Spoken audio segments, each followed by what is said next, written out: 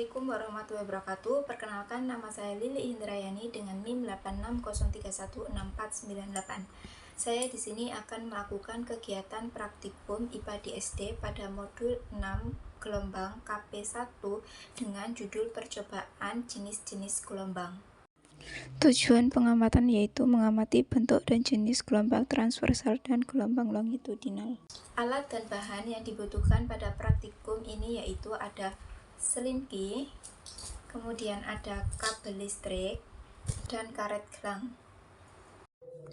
Percobaan pertama, saya menggunakan selinki, kemudian untuk ujung yang satu dipegang rekan saya dan ujung yang satunya digerakkan oleh saya sendiri.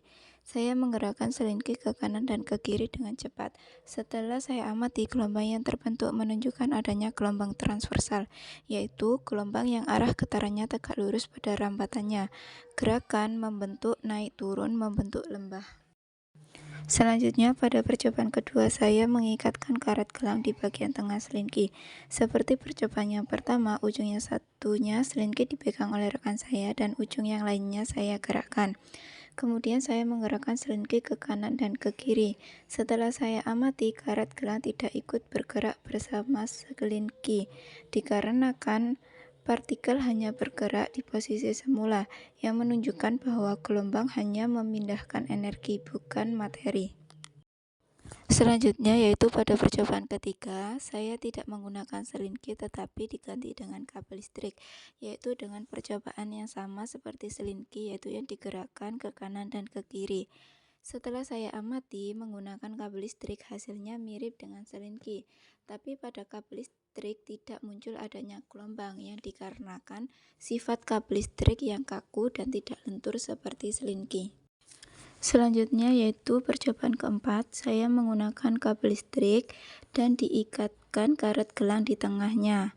Karena tidak adanya gelombang, maka karet gelang tidak berubah tempat dan berpindah, artinya tidak ada energi pada kabel listrik.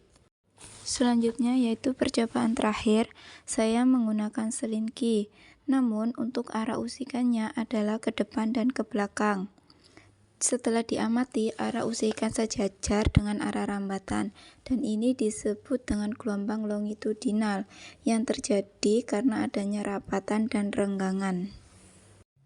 Kesimpulan percobaan ini yaitu dari hasil percobaan selinki yang digerakkan ke kanan dan ke kiri menunjukkan adanya gelombang transversal karena membentuk bukit atau lembah. Selanjutnya, selinki yang diikatkan karet gelang tidak berpindah tempat karena tidak adanya energi. Kemudian pada selinki yang digerakkan ke depan dan ke belakang menunjukkan gelombang longitudinal karena adanya renggangan dan rapatan. Pada kabel listrik tidak menunjukkan adanya gelombang dan saat diikatkan karet gelang di tengah karet gelang tidak berpindah tempat.